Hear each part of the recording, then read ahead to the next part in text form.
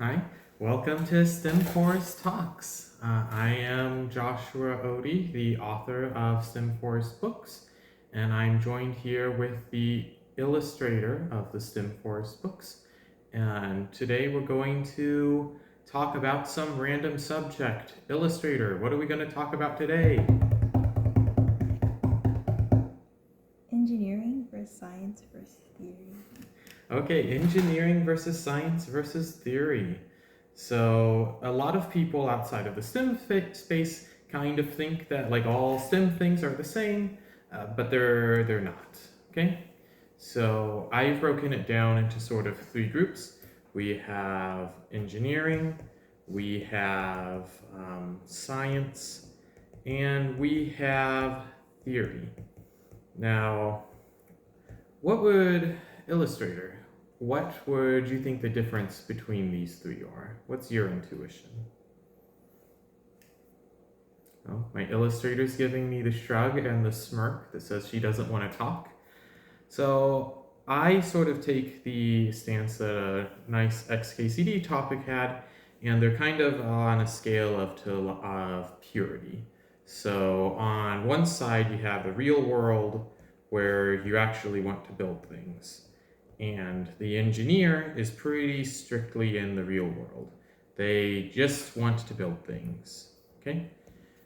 Then on the other hand, we have pure fantasy land where you just have mathematics. Yeah, the mathematics might correspond to something, but it's just math, and this isn't theory. So theorists just try to figure out what can and can't be done. And then in the middle, we have scientists. Now, scientists are like engineers in that they do care about real world, um, but unlike engineers, they don't necessarily actually want to make something. Scientists just want to know how the real world works. So that's generally how it is. So on the one hand, you have the most real thing, the engineer. The engineer generally won't even start working on something until they're pretty sure they understand how it works already and they know how to build it. Scientists are sort of in the middle where they don't really care necessarily to have like the most fundamental view of how things work, but they want to know what works in the real world and what doesn't. So they're trying to understand the real world. And then theorists don't even necessarily care about what's in the real world. They just want to think, okay, if this is how the world works, here are some of the weird consequences. So they're just interested in math land. Whether or not the math that they're working with actually describes the real world is not their concern. You have any questions, Illustrator? She's shaking her head no. Is there anything that I didn't cover about these? Any notes that I have that I didn't cover? What notes did I have on this subject? Differences, which is best? Oh, which are you? Oh, okay. So, can you ask one of those, please? What are the differences? Okay. So I think I've covered this, but yeah. Engineers just want to build things. So that is their job. They are building things, and they generally don't start building something until they're pretty sure they know how to build it. Scientists, they want to know what is the world like, what is real, what's in the world. And theorists basically want to go, if the world looks like this, then what weird consequences come out of it? So theorists in practice very rarely ever actually make anything. They don't generally do experiments. Scientists do experiments all the time. Engineers also don't generally do experiments as much. They only do experiments if they're not sure the thing that they built works. Okay, and what was the other question? The other one was which is best? Yeah, which is best? I think you kind of need all three of them. So they all sort of share with each other. at the end of the day, most people, except for mathematicians, they want to understand how the world works because they want stuff. And in that sense, engineers are the best because they actually make stuff. But the thing about engineers is they can only make stuff if they understand what works and what doesn't. So they really need to take stuff from science, which is just how world works. So engineers really need scientists to figure out how things work so they know how to build things. And lastly, you have theorists here, and in principle, you don't technically need mathematics to do a lot of things, but in practice, especially in like computer science, there is a lot of really interesting behavior that you only figure out if you do a lot of math. So the results from the theorists actually are really fundamental to both the scientific process and the engineering process. So they all really are important to one another. And at the end of the day, as a human, I think engineers are kind of the most important because they're the ones who actually build things. But our engineers would be much worse without scientists and theorists. Any other questions? The last one was, which are you? Oh, which one am I? Okay, so I have been all three at different points in my life. As an undergrad, I did do some science work. And then when I graduated, I did some engineering. So I had a short career as a software engineer. And my PhD has been entirely in theory. So I've done all of them. I would say I am the worst at science. I'm not good at doing experiments. I'm pretty good at the other two, as long as I'm not the one who physically has to put the parts together for the engineering, which I don't if I'm just writing code or designing something. So I'm a pretty good engineer, I'm a pretty good theorist, I'm a terrible scientist. Okay, was there any other questions on this field? Do you have any questions for me? There's no other questions. But do you have any other questions for me? Okay. Oh, she's thinking. What does she have to say? Do you have a favorite? Yeah, I mean, I like theory. It's definitely my favorite. And why? Why is that my favorite? Okay, the first reason is I like math. So that's one reason, and theory is just math.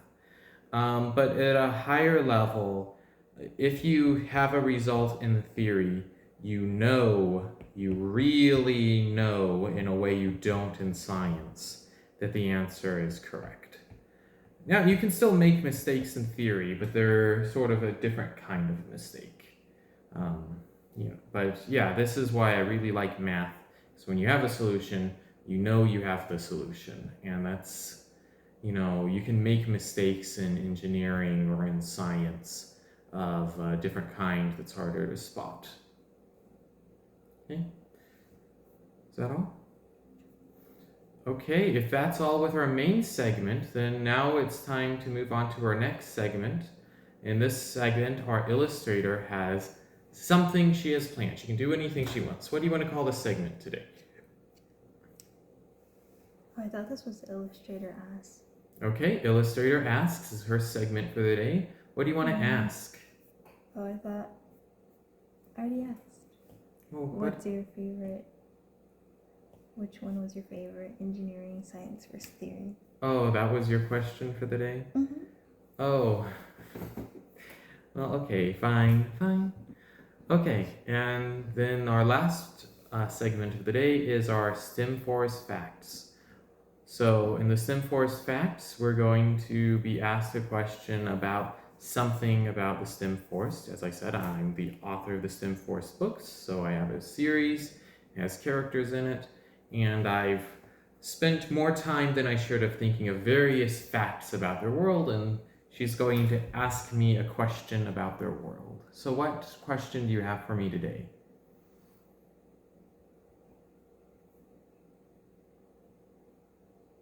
Did you choose one? I'm thinking. We can do what is leaf. Okay, what is leaf? So, at the simplest question, Leaf is a plant girl. Ooh, I should not have tried to draw her. What am I thinking? Here, let me do a more basic one. Sorry, for people listening to the podcast, I'm trying to draw a picture. So she is a plant girl. So she has hair that has leaves and stuff in it. So she photosynthesizes, and that's generally where she gets her energy from the sun. But she does every night. She needs to put her feet in the ground, which are roots, to get nutrients and whatnot. She can eat, though, if it's cloudy out.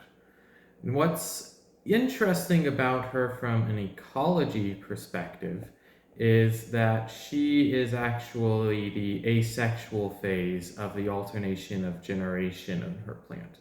So she lives in the trunk of an old tree, inside of a little library she's built there, and that tree she lives in is actually her parent.